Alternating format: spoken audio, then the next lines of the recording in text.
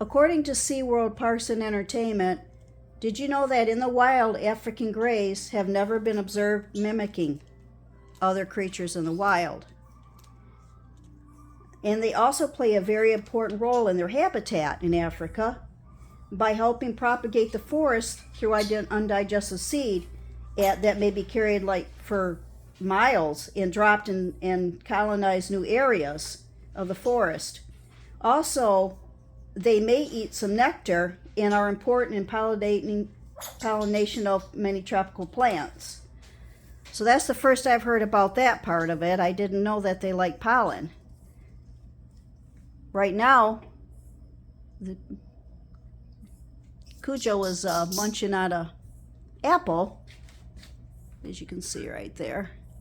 So they love fruit, and that's one of the things. Now, if that fruit had seeds in it, then when they go to fly, they would drop it and new apple trees would grow.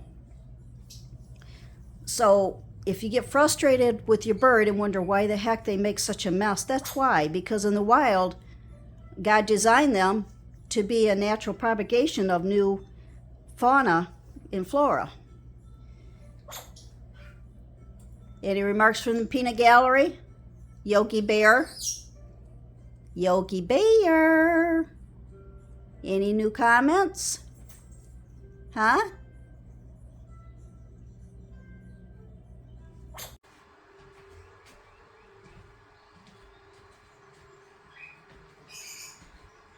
My yogurt.